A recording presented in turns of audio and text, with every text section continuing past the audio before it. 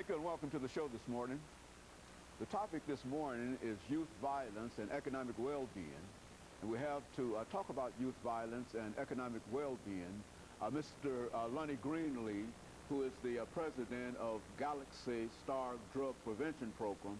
And with Mr. Greenlee is Mr. Willie Sims, a community organizer, and he is also known as Big Fellow. And of course, let me welcome you, Mr. Sims, as well as you, Mr. Greenlee, to our show this morning. Yes. And to tell both of you how very delighted we are, because I think that we have the makings of a very, very good and informative show dealing with a very prevalent problem all over today, and that is youth violence and economic well-being. Amen. Let's have you to start us off by giving us some information about your background, your education, and whatnot, Greenlee, and then Sims will do the same, and then we'll get into this whole issue of youth violence. Well, you know, I'm LGreenlee, of course, and I've got an organization called Galaxy Star, and we are not just now into the drug program. And my background states that I'm qualified because I am one of those who was kicked to the curb, not because of my education, but because of my economic growth. I mean, I'm just there. That's where I was. That's where I've grown up. And I'm the prime example that wherever a man grows up, if given the proper resources, he can come out of it. He can come out of it. I didn't get my GED till I went to prison. But I read 3 to 5 books every month. How can that be? You see, I was a menace to society, but now I'm healing that same environment.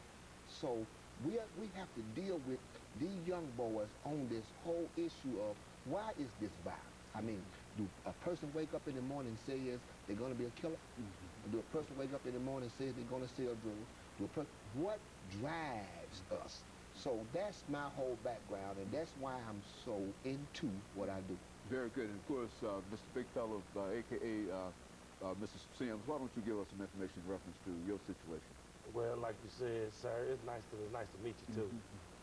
My name is Big Fella. I have a cooking show, Cooking with Big Fella, Hustling Gourmet.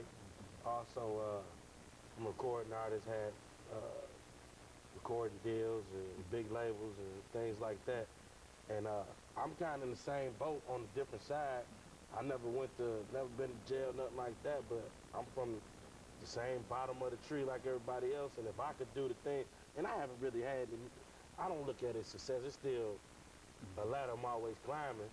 But I feel like if I could do the little stuff that I've done, anybody could do it. It's just providing the right tools and giving somebody, people believed in me and wanted to see me win.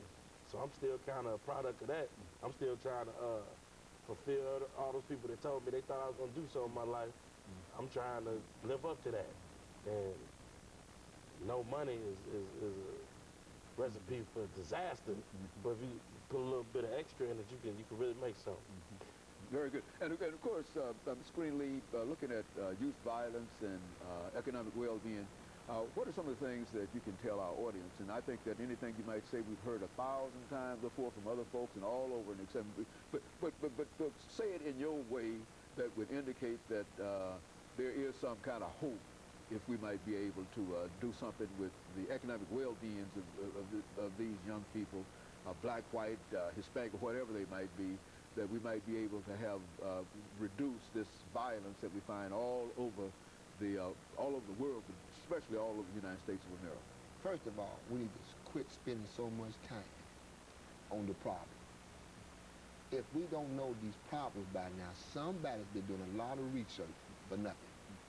We need to start to have a solution meeting, strictly about the solutions. If we do that, then people come in. See, what happens is people my age don't want to invite younger folk in on these discussions. We think that we have all the answers for the future, but we refuse to remember the time when our people said the same thing about us and didn't invite us. So we got to get to a whole nother level. Let me explain this to you. I don't care what nobody said 1,000 times. Until we put enough resources and enough money in certain areas, we're going to be talking about the same thing in the next 50 years. Bottom line. Yeah, that's the bottom line. That's the bottom line. And of course, Mr. Sims, we're getting ready for our first commercial break in about a half a minute. And when we come back, we want to pick up at that. We want to give you an opportunity to give some introductory statements in reference to background education, that kind of thing, and then to pick up in terms of how your view in terms of what some of these young people need to do in terms of their economic well-being. Because I think you've been involved, as you indicated, with a very, very successful cooking show now, and you see yourself as having moved up, and et cetera.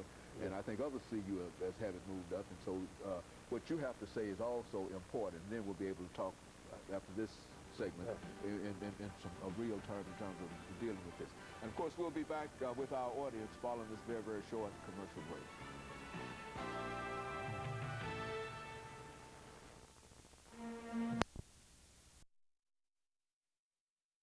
Is youth violence